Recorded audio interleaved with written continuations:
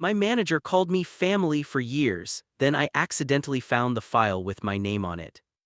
I used to laugh when people said you should never trust your workplace too much. I thought that was something bitter people said after things didn't work out for them. I believed in professionalism, loyalty, and earning respect over time. I believed that if you showed up, worked hard, and treated people well, it would come back around. That belief carried me for years. It also blinded me. I started working at the company in my mid-20s. It wasn't glamorous, but it was stable. Decent pay, predictable hours, benefits that actually mattered. After bouncing between short-term jobs and contract work, stability felt like success.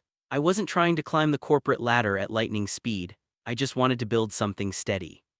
My manager, Daniel, was a big part of why I stayed. From the first interview, he had this calm, reassuring presence. He wasn't stiff or overly corporate. He joked, asked about my background, actually listened to my answers instead of waiting for his turn to speak. When I got the offer, he called me personally instead of letting HR handle it. "Welcome to the team," he said. "We take care of our own here." That line stuck with me. Daniel was in his early 40s, married, 2 kids, the kind of guy who talked about work-life balance while still answering emails at night. He liked to say we weren't just coworkers, we were a family. At first I thought it was cheesy. Over time I started believing it. He checked in on people, remembered birthdays, asked about sick parents, struggling partners, personal goals. When someone messed up, he handled it privately instead of humiliating them in meetings. Compared to managers I'd had before, he felt different, safer. I worked hard, probably harder than I needed to, but I wanted to prove I deserved the trust. I volunteered for extra tasks, stayed late when deadlines piled up, learned systems that weren't technically my responsibility. When other people burned out or coasted, I picked up the slack without complaining. Daniel noticed. Or at least he said he did. "You're one of the most reliable people I've got," he told me during my first annual review. I don't say that lightly. That felt good, better than the small raise that came with it. Over the next few years, I became someone people went to when things went wrong. New hires were paired with me. Projects that needed fixing landed on my desk. When someone called out sick, my name came up first as the backup. I told myself this was how careers were built. Daniel reinforced that belief constantly. "Just keep doing what you're doing," he'd say. "I've got plans for you." Plans. That word did a lot of work in my head. I started imagining promotions, leadership roles, a future where I wasn't just surviving but progressing. Daniel never promised anything outright, but he didn't need to. He let implication do the heavy lifting. When layoffs hit another department, he called a team meeting and reassured us. "Everyone here is safe," he said. "I fought for this team." People relaxed, I relaxed. When budgets tightened, he told me privately not to worry. "You're not on anyone's radar," he said, in a good way. I trusted him. Then small things started happening that didn't quite fit the narrative, but not strongly enough to challenge it. A project I'd led successfully was presented by someone else in an executive meeting. Daniel said it was just optics. "They like seeing familiar faces," he explained. "Don't take it personally." A promotion opportunity opened up, and instead of telling me directly, I found out through a coworker. Daniel said it had been decided quickly and encouraged me to stay patient. My workload increased, but my title didn't. Still, every time doubt crept in, Daniel smoothed it over. "You're invaluable," he'd say. "You're playing the long game. Trust me." So I did. What I didn't know was that while I was trusting him, he was documenting me. Not in the way you'd expect. The first crack in everything came on a completely normal afternoon. I was asked to help cover for someone who was out sick, which meant using a shared office computer I didn't normally touch. I logged in, pulled up the system I needed, and noticed a folder on the desktop that hadn't been there before. It was labeled simply, Performance Q3. Curiosity got the better of me. I clicked it, expecting general metrics or templates. Inside were individual folders. Names. One of them was mine. I hesitated for a long second before opening it. My heart was already beating faster, even though I had no idea why. Inside were notes. Not formal reviews, not HR documents, personal observations, written in Daniel's tone, casual, blunt. Things like strong output but lacks leadership presence, reliable but doesn't challenge decisions, good worker not a long-term leader. I scrolled feeling cold. Then I saw the line that made my hands shake. Useful in current role, not promotable. Consider contingency planning if restructuring occurs. Contingency planning. I closed the folder and stared at the screen, my reflection faintly visible. My chest felt tight like the room had lost oxygen. I wanted to believe I was misinterpreting it, that this was standard practice, that Daniel had a reason. But deep down, something ugly was forming. This wasn't feedback. This was a quiet verdict. And I was never supposed to see it. I sat there staring at that folder for a long time, not even reading anymore, just feeling my body react before my brain could catch up. You know that sensation when you realize you've been standing on something that isn't solid, like the floor doesn't drop all at once but your stomach does anyway. My first instinct was to close everything and pretend I never saw it. That's what my nervous system wanted. Denial is comfortable. Denial lets you keep going to work the next day without feeling like a fool. But I couldn't unsee the words. Not promotable. Useful in current role. Contingency planning. Those weren't phrases you wrote about someone you considered family. Those were phrases you wrote about a tool you might replace.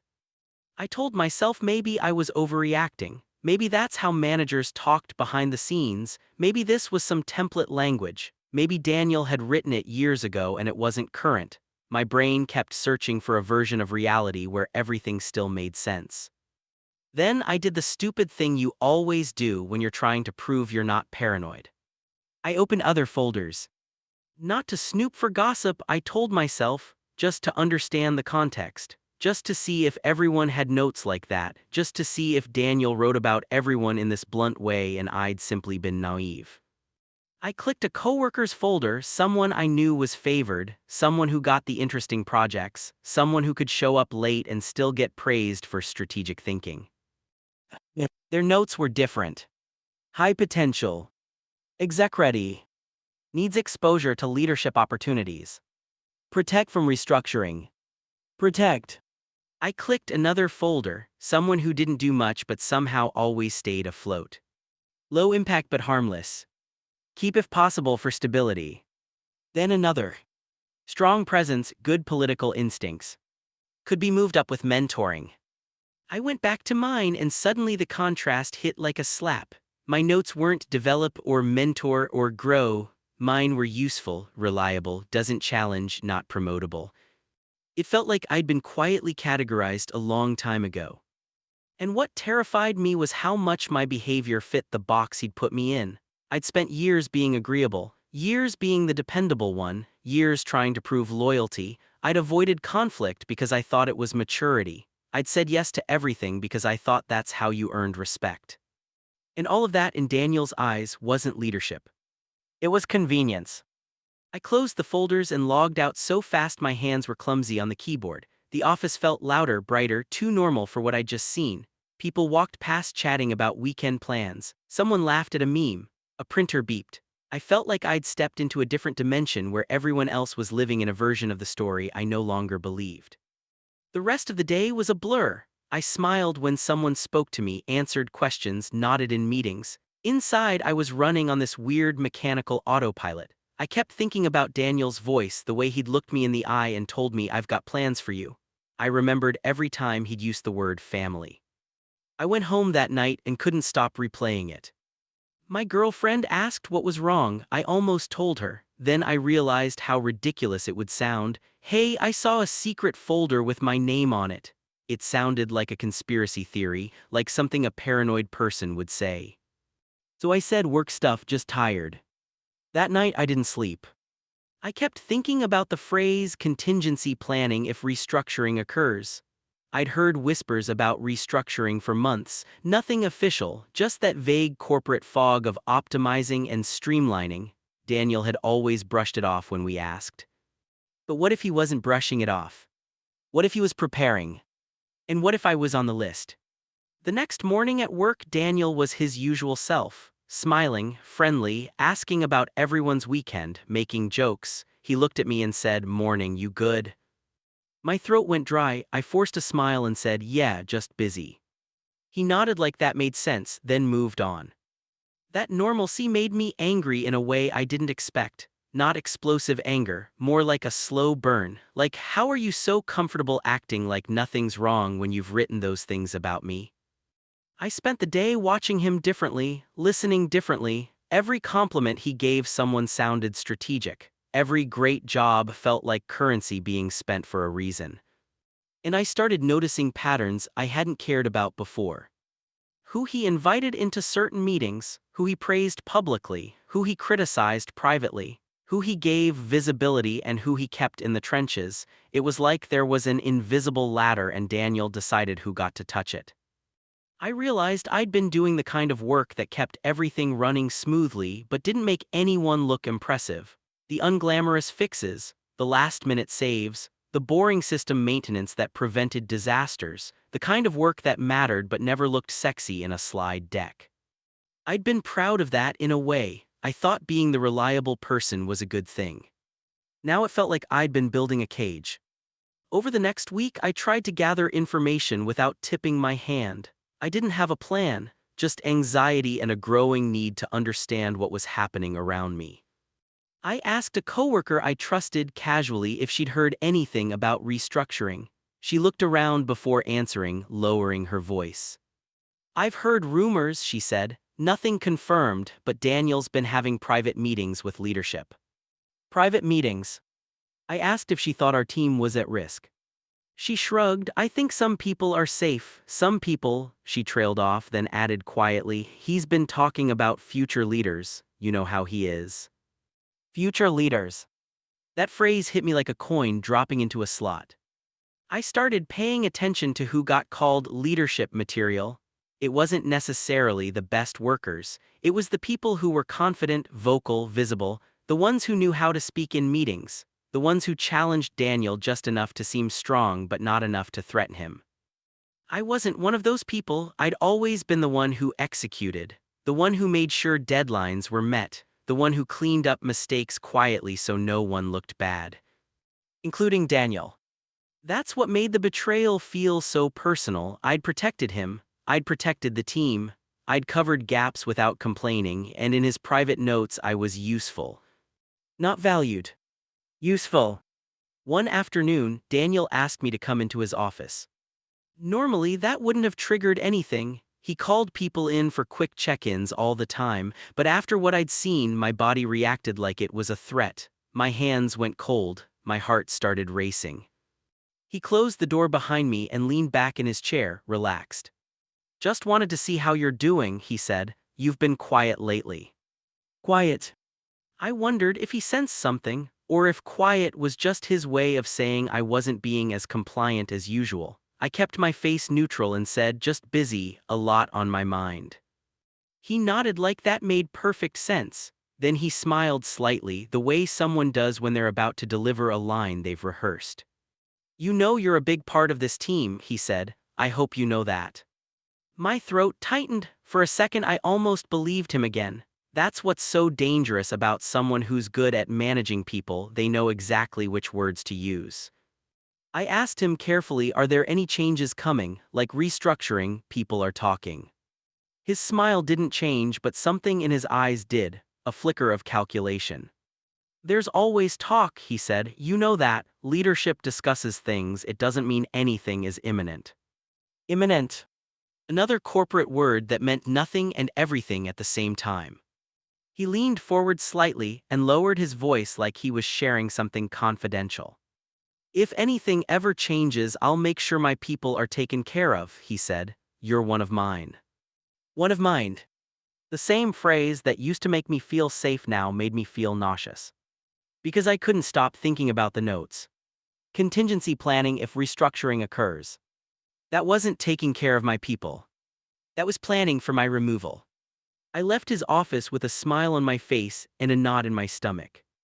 That night, I did something I'd never done before. I updated my resume. Not because I wanted to leave, but because I suddenly realized how fragile my sense of security was, how much of it was based on a story someone else had been telling me. As I worked on it, I kept thinking, if Daniel didn't see me as promotable, why had he kept me so close? Why had he constantly reassured me? Why had he dangled plans in front of me for years? The answer came slowly, and it made me feel stupid for not seeing it sooner. Because I was useful where I was. I solved problems, I carried workload, I made Daniel look good. And as long as I believed I was family, I wouldn't demand more.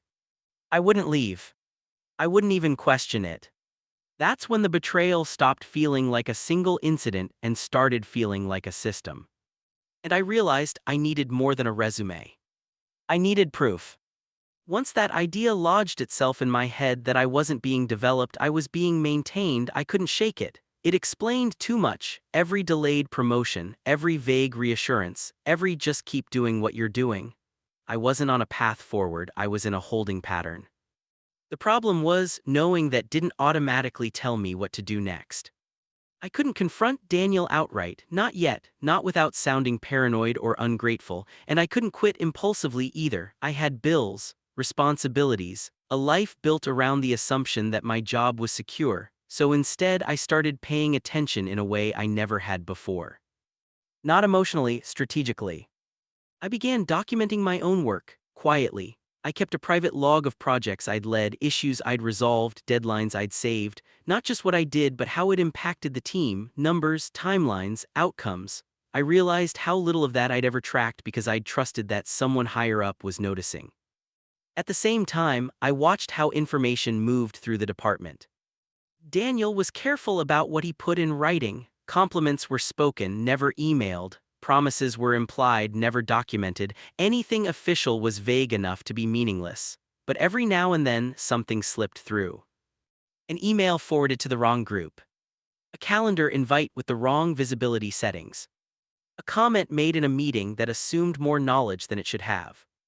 I started catching those slips. One afternoon, I was copied on a chain I clearly wasn't meant to be part of. It was brief, but it confirmed what I suspected. Leadership was discussing restructuring timelines, nothing explicit but enough to tell me this wasn't hypothetical. It was coming, and soon. What stood out most wasn't the language, it was the names. Certain people were mentioned as critical to retain, others were marked as flexible. My name wasn't there at all. At first, that almost felt worse. I wasn't even being debated, I wasn't a question, I was assumed. I went back to the folder I'd seen earlier on the shared computer. I knew it was risky. I knew if I got caught it could backfire badly, but the anxiety of not knowing had started to outweigh the fear of knowing too much. This time I didn't just read my own notes. I read dates. Some of the observations about me were old, older than I'd expected. Some predated conversations where Daniel had told me I was on track. Others were updated after milestones I'd assumed were steps forward. That's when it hit me. He hadn't changed his mind about me. He'd never had a different one. All those years of reassurance weren't optimism, they were management. He needed me motivated but not ambitious, productive but not questioning, loyal but not upward-facing. I closed the folder feeling numb. The next week, Daniel announced an all-hands meeting. The kind everyone dreads but pretends not to. The invite was phrased optimistically: alignment, vision, next phase, but the tension in the room was obvious.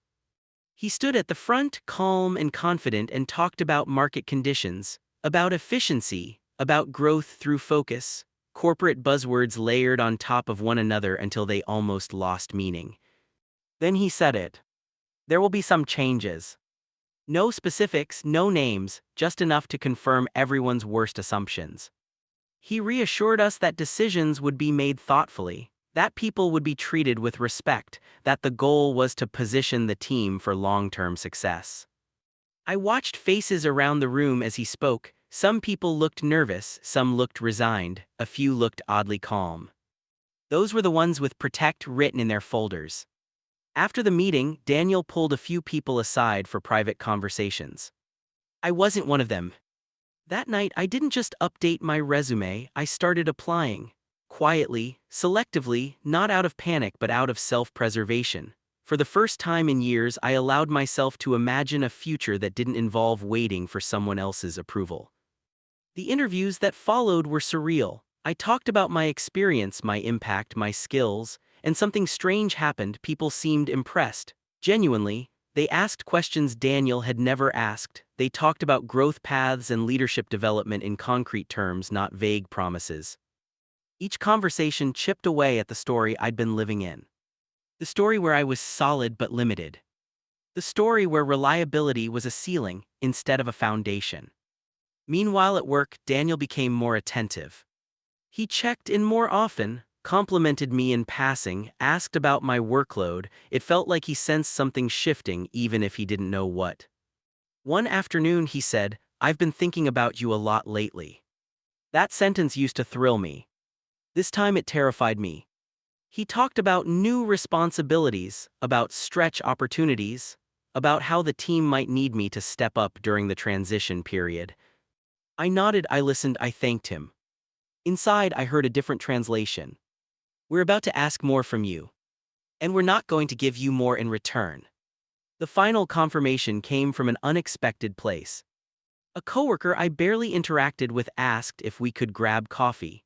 I assumed she wanted to talk about the restructuring. Instead, she leaned across the table and said quietly, "I don't know if this helps you or hurts you, but I think you should know Daniel's been talking about who's safe and who's expendable." Expendable. She avoided my eyes when she said it. "He didn't use your name," she added quickly, but it was implied. I thanked her and walked back to my desk feeling oddly calm. Because by then, the picture was complete. I wasn't being betrayed in a dramatic way. There was no confrontation, no shouting, no obvious villain moment. I was being managed out of relevance by someone who'd convinced me he was protecting me. And that realization did something important. It took away my fear. I wasn't crazy. I wasn't ungrateful. I wasn't imagining things. I was just finally seeing the system clearly. 2 weeks later, I got an offer. Not flashy, but solid, clear role, clear expectations, clear path forward. The hearing manager talked about development in terms of timelines and support, not vibes and patience. I asked for time to think about it. Back at work, Daniel called me into his office again. He closed the door, leaned back in his chair, and smiled that familiar, practiced smile. "I hear you've been getting some external interest," he said lightly. My heart jumped, but only for a moment. "I've had a few conversations," I said honestly. His smile tightened. "Well," he said, "I'd hate to lose you, especially right now." Especially right now. There it was. Not because of you. Not because we value you. Because of timing. He told me we could talk about the future soon, that there might be opportunities after the restructuring settled, that this wasn't the time to make rash decisions. I listened, I nodded. And for the first time, I didn't believe a word of it. I walked out of Daniel's office that day with a strange sense of calm I'd never felt at work before. Not relief, not excitement, just clarity. For years, every conversation with him had felt like a test I didn't know the rules to. Every compliment came with a quiet fear that it could be taken away. Every reassurance felt conditional, even if I couldn't explain why. Now, standing there with an offer in my email inbox and the truth laid bare in my head, the power dynamic finally shifted. Not in his favor. In mine. I didn't accept the offer right away. Not because I was unsure, but because I wanted to see how the next phase would unfold. Part of me needed confirmation, not for my career, but for my sanity. I wanted to know if my instincts were finally aligned with reality or if I'd still find a way to doubt myself. The restructuring announcement came the following week. This time it was official, HR present, legal language, carefully rehearsed empathy. Daniel stood at the front again, delivering the message with the same steady tone he used for everything else. Some roles were being redefined. Some responsibilities were being consolidated. Some positions were being phased out. Names were mentioned one by one. People I'd worked with for years stood up, pale and stunned, and were escorted out with polite smiles and cardboard boxes. Others sat frozen, afraid to breathe, waiting to hear if they were next. My name wasn't called. At first I felt relief. Then I felt something colder.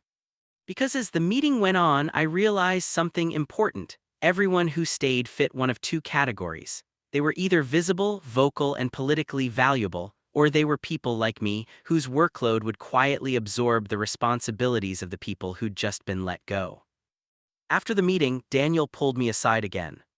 "We're going to need you more than ever," he said. "I know this is a lot, but I trust you." There it was. Not growth. Not opportunity. Need. That night I went home and reread the offer email. Clear salary. Defined role. Explicit development plan. No vague promises, no just wait, no talk of family. The next morning I accepted it. I handed in my resignation 2 days later. Daniel's reaction was controlled. He didn't explode. He didn't guilt-trip me outright. He looked disappointed in a way that felt rehearsed, like he'd practiced this scenario in his head but never believed it would actually happen. "I wish you'd talk to me first," he said. I almost laughed. I told him I'd spent years listening, that I needed something different now. I kept it professional, calm, unemotional. He nodded, then said something that confirmed everything I'd suspected. "Well," he said, "I hope you're not making a mistake. Not everyone's cut out for bigger roles."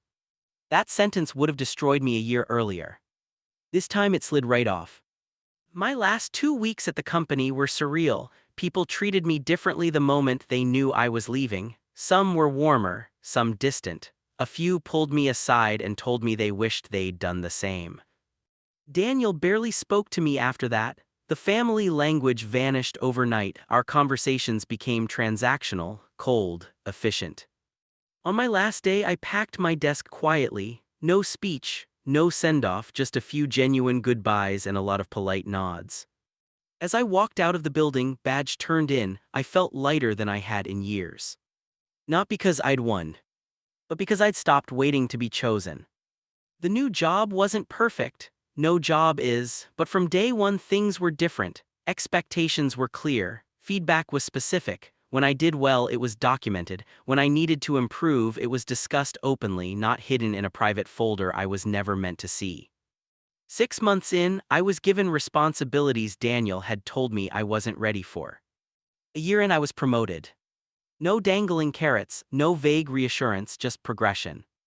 Looking back, the betrayal wasn't that my manager had doubts about me. That's normal. Leaders evaluate people all the time. The betrayal was that he built an emotional contract he never intended to honor. He used loyalty as leverage, stability as a leash, family language as a management tool. And I let him because I thought patience was professionalism. Here, what I learned the hard way. If your growth is always later, it's probably never. If praise is never written down, it's probably not real. If someone keeps telling you to trust them instead of showing you a path, you're not being mentored, you're being managed. Workplaces don't love you back. And anyone who calls you family while quietly planning for your replacement isn't protecting you, they're protecting themselves. The moment I stopped believing the story I was being told was the moment my life actually started moving forward. I just wish I hadn't needed to see my name in a secret folder to realize it.